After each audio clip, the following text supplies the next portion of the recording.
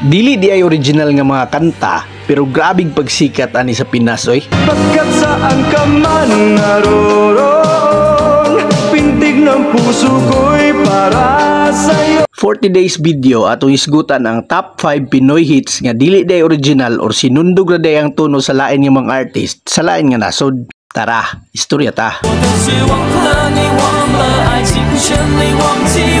Number 5, Tanging Sayo by Jerome Abalos.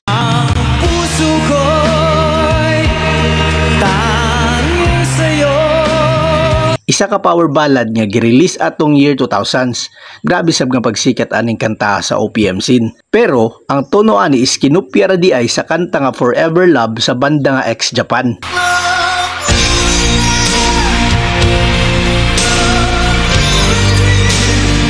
Grabe kabugat sa original ani, pero bahala na, basta kay si Boss Jerome Dres Pinas, tiba-tiba na. Number 4, I Keep on Loving You by Renz Verano. I keep on loving you, sadyang di ako ang sigawan nilo ng puso mo.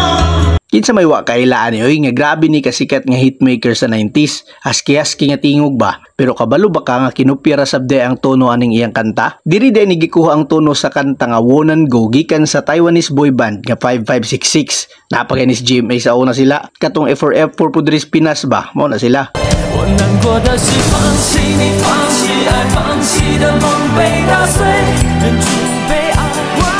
Number 3, Lumayo Ka Man Sa Akin by Rodel Naval. Lumayo ka man sa akin at ako'y iyong limutin. Lami kayo ni tirahon sa bidyukihan oy. Girelease ni Boss Rodel atong 1990. Triple platinum pagyud ang naabot ani in just 2 months. Grabe ka boom no.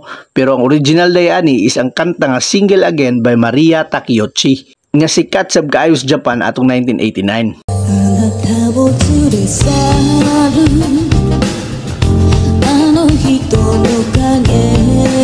Bonus trivia. Namatay si Boss Rodel atong 1995. Pneumonia ang gipagawas nga cause, pero sa wala madugay, gi-reveal ra gyud sa iyang pamilya ang tinuod nga cause, which is related sa AIDS.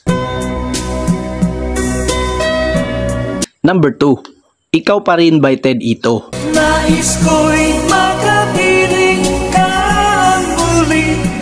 Kini i-appeal sa mig-save diya sa MCP kay lami gyapon kay nibirahan sa bidyukihan. Girelease gihapon atong 1990. Og kabantay ka, mao gini nga mga kanta ang buto kayo atong mga tuiga. Pero dili di ay gihapon original nga tono. Kung baga, Tagalog version lang siya sa kanta nga Saigo no Liwaki ni Hideaki Tokunaga.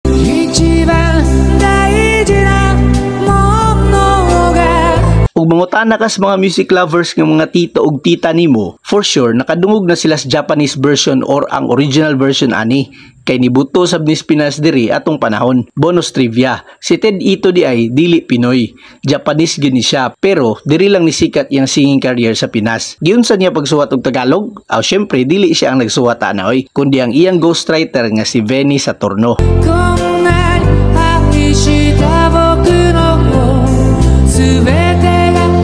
Before na to i-reveal ang number 1 sa list, basi ganahan ka mo follow up for more music related stories and trivia ba? Love you!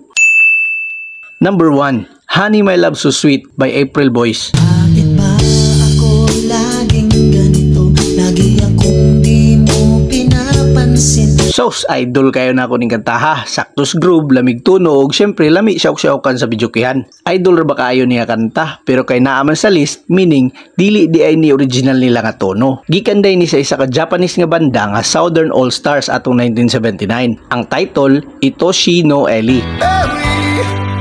My love, so sweet.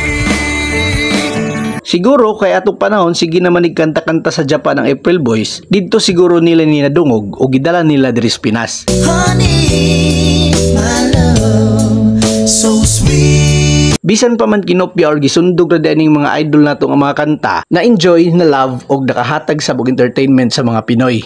Gibuhat tud nako ni nga video dili para daotan ng mga idols, pero para na lang sab makabalota sa history sa mga hit songs nga atong ginakanta-kanta og gipaminaw. Peace out, yo.